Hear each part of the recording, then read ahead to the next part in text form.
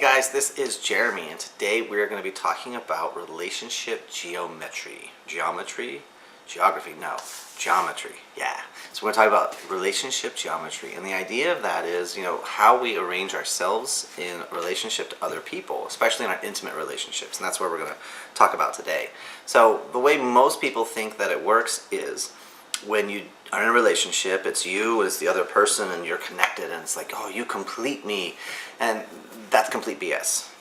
A belief system, not what you might have been thinking, right? So it's the idea that people have a belief system that, when I'm in a relationship, this other person, they are a part of me. And the problem with that is it leads to a lot of expectations, a lot of hurt feelings, a lot of, well, you're supposed to X, Y, Z, and PDQ. And so the challenge there is, other people have their own ideas and their own experiences and their own expectations. And so now you're both throwing these things at each other about what a relationship should be, and we have a lot of hurt feelings, a lot of drama, a lot of grief. The other problem is, what if that person leaves? They die, divorce, end of the relationship, whatever the case. When that person leaves, they literally are taking a part of you with them. And that's why so many people take so long to heal after a relationship, because their identity was so tied up into this other person and in this relationship. So the way it should work is your relationship is something between you and your partner. It's something elastic. It can be stretched, it can be closer, it can be farther, but it's something distinct from the two of you. It is separate. It's something you can work on and improve and grow and change and shift and morph and all those wonderful things, versus our relationship is you and me tied together permanently. So the idea of a relationship being flexible or being adaptable allows, sometimes those of you that are entrepreneurs, work calls and you have to go do the work stuff. But I need you here. I want you here. Yeah, but if I don't do the work stuff and the business falls through, there's no place for us to live. There's no food. There's no money. That's a problem. This idea of understanding, you complete me is a huge mistake. Is if you're incomplete and the other person's incomplete, and you come together, you just find a whole lot more confusion, not integration, not beauty, not amazement. The relationship is something elastic. But let's go back for a second to how the world views relationship, and it's this person, that person tied together. What happens when a child shows up in the equation? Kadunk.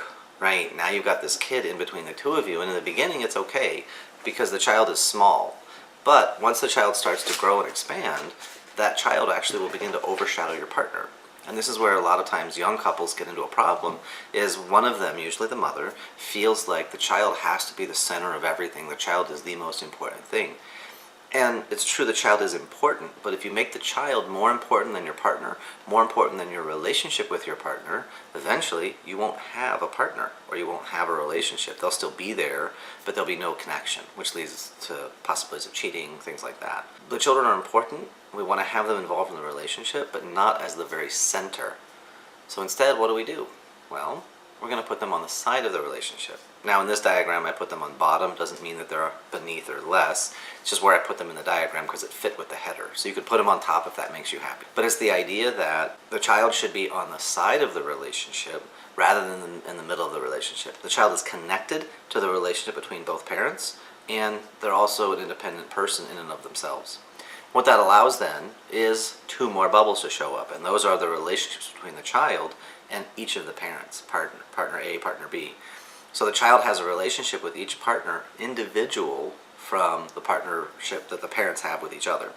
And this is important because, as a father with my daughter, I need to make sure I get time with her, and my wife, Autumn, she needs to get time with Evie also.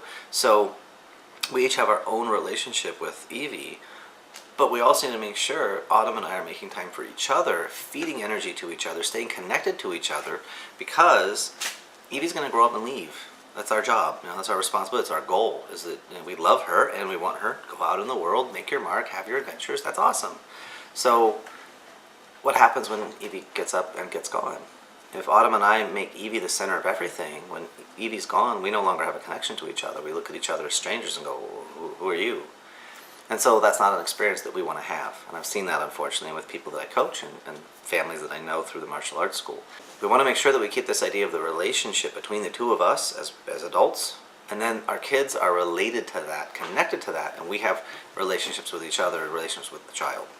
Now what happens if you have a second child? Well, obviously you have another circle that goes on, another set of relationships between parents and children, but then you also have a relationship with a child to the other child, because that's also important. They need time to connect and establish ground rules and those sorts of things between the two of them. And we are very fortunate that my stepson, Autumn's son, Jamie, is pretty freaking awesome, and he loves his little sister and loves to play with her and share with her. So we're very blessed in that situation, but also we continue to work on their relationship, make sure that Jamie has mommy Jamie time and he has Jamie daddy time and one of his dads, and then also make sure he has sister Jamie time, so he gets to feel special, she gets to feel special, and they're connected to everybody in the family. Now, is that a little bit more work? It can be sometimes, but you can also make it into a game. You can make it into something that is fun to play with, okay? So that was the concept for today, is the idea of relationship geography. Now, if you want to continue this conversation, you have some questions, feel free, of course, to leave comments. You can also find us on our Facebook group. We have the Parenting Program Mastermind, which is a free group. People get together with parents just like you that have questions and have concerns and like to get more information. And if you have a more burning need or a more urgent need for a challenge that needs to be addressed, feel free to give us a call. We'll do a free coaching for 30 minutes, do a discovery call, see how we can help, see what challenge you're facing, and give you some solutions to help you move forward quickly and easily. Okay? All right, well, thank you for your time. As always, please like and share this video with family and friends you feel could use this as a benefit, either at work or at home, or with your kids at school. That's it. You ladies and gentlemen, make it a fantastic day, and we will see you when we see you.